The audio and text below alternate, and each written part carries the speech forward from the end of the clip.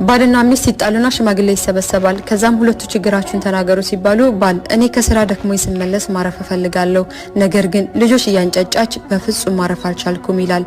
ሽማግሌዎቹም ሌላ ሰው ይሉታል።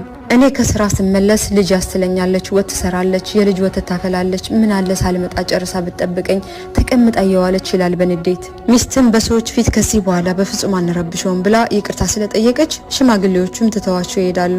በነጋታው ሚስት ልጆቿን ይዛ እናቷ ቤት ሄደች። ከስራ ሲመጣ ቤቱ ተቆልፏል። ልክ ከፍቶ ሲገባ ቤቱ እጅግ ይቀዘቅዛል።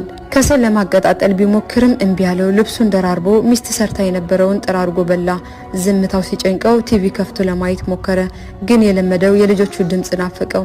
እናም እየከፋው ተኛ። ጧት ሲነሳ ያ የሚጣፍጠው ቁርስና የሚወደው የሚስቱ ፈገግታ የለም። ከፋው። ፊቱን ታጥቦ ወደ ስራ ሄደ። ቁርሱንም ውጭ በላ፣ ግን አላረካውም። ቀኑ እንደከበደው ዋለ። ስልኩን ቢያይም አልደወለችለትም።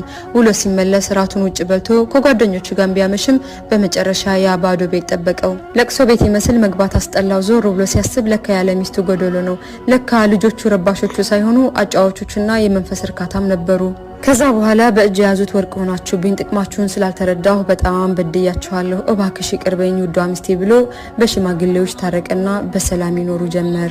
ያዕኒ بالአኺር መልእክቱ ሚስቶች ሸክሞች ሳይሆኑ የቤት ተሸካሚዎች፣ ሰራተኞችና አስተዳዳሪዎች ናቸው።